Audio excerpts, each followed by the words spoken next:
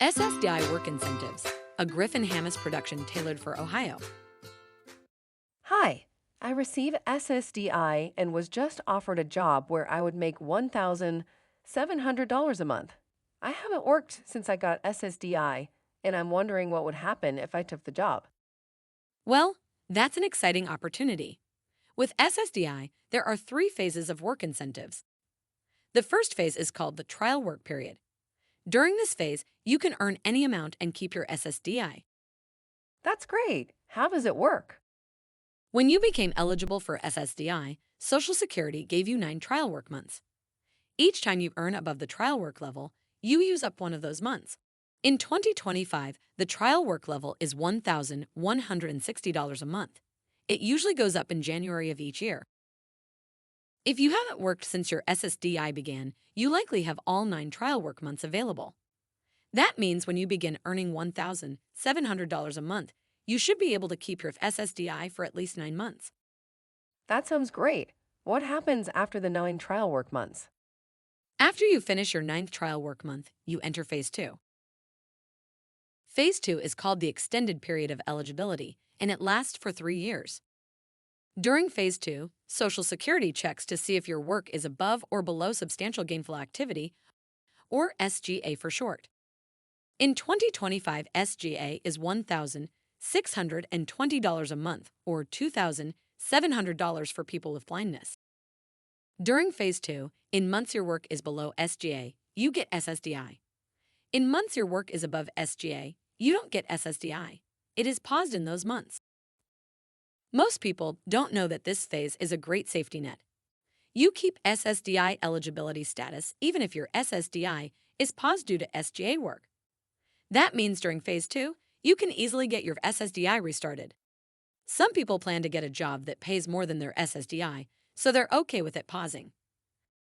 Other people can't work that much right now, so their plan is to stay below SGA and keep getting SSDI while they work.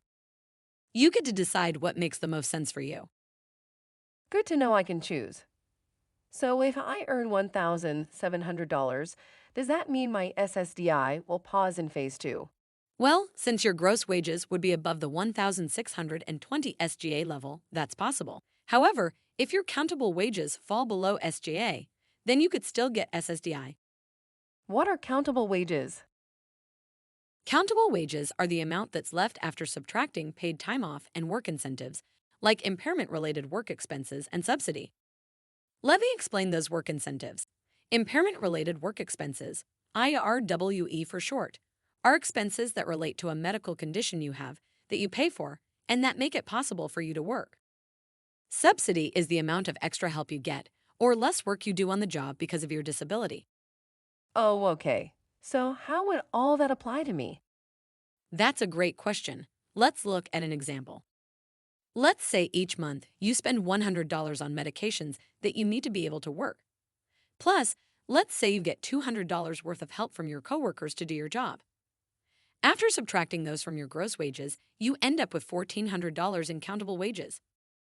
That's below SGA, which means you would likely still receive your SSDI. Great, I got it. So if I do end up earning above SGA, it's good to know I can easily get it back. So what happens in Phase 3? In the third phase, Social Security will still check to see if your countable wages are above or below SGA. If they're below SGA, your SSDI simply continues. If your countable wages go above SGA, then your SSDI would stop completely. To get it back, you would need to do a new application or request expedited reinstatement, which is another safety net. Expedited reinstatement gives you up to 6 months of SSDI while Social Security checks to see if you're eligible for benefits again.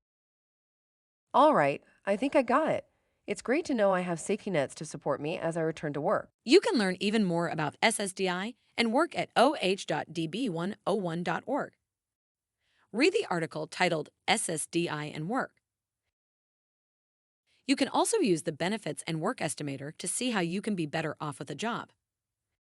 And if you'd like to speak to someone about SSDI and work, call Social Security's Ticket to Work helpline at 866-968-7842 or 866-833-2967 for TTI. To see more videos like this one, go to oh.db101.org. Knowledge is power. Take time to learn more about SSDI and work.